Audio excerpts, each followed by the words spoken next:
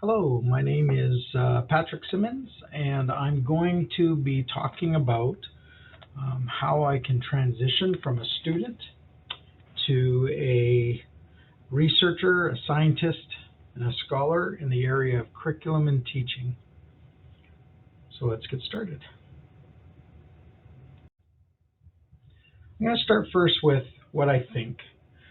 This is kind of a philosophical foundation to support an action plan or a plan in my transition. So when I think about myself as a member of the curriculum and teaching field, I do think of the importance of ethics, and in that environment, the importance of having a personal code of ethics that you understand, you've articulated, and really are at the core of your value system and your beliefs.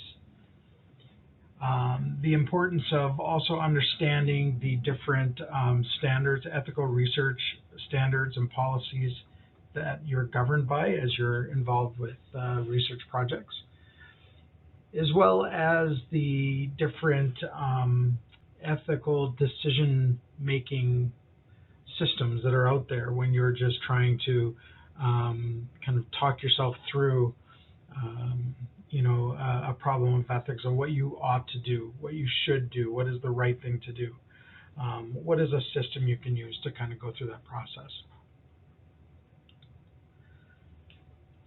The next thing that I think is the value and need, I guess, of really understanding the world of connectivism and how information has evolved, where learning new knowledge and acquiring new knowledge has really become less of maybe a memorization of content and more about how you're connecting with networks of knowledge that are constantly changing, how you're evaluating these networks, how you're engaging with them, and then how you that interaction and connection is facilitating the learning of new knowledge.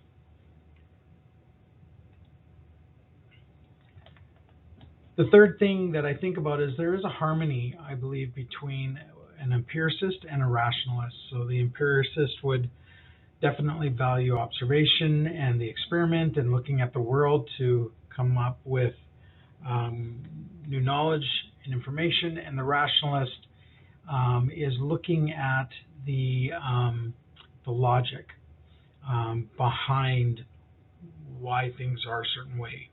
And it's that logic itself that helps create the knowledge. So I do believe that there are kind of two sides to a coin.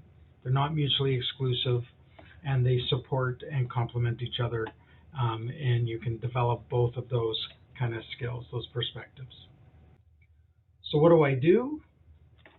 Well, to begin with, I guess, engage in ethical decision making. That's part of, in Canada, understanding the Research Ethics Board, the policies, guidelines, and resources, review it, look at it regularly, and understand it. Understand your university's research policies, ethics policies, and then defining your own personal code of ethics. Secondly, I want to connect and seek and engage with quality information networks of my research community, constantly evaluating how recent the conversations are in the community, how relevant they are, and the quality of both the conversationalists, what they've been doing, but also the quality of the research that's being done, and just making sure I stay connected and I can contribute to those networks.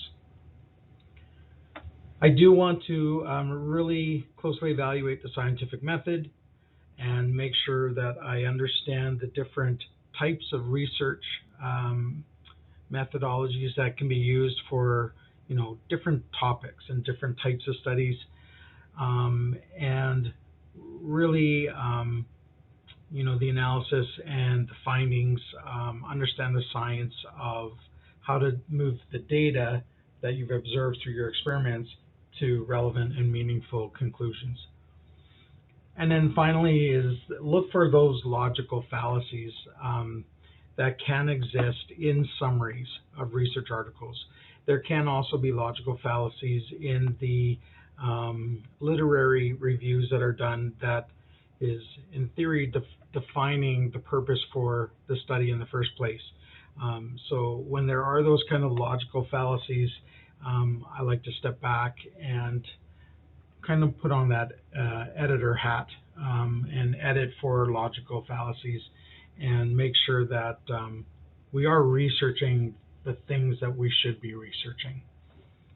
So yeah, so those are just a little bit about what I think and what I do as I transition from a student in curriculum and teaching towards a researcher, and a scientist and a scholar in the field of curriculum and teaching. Thank you.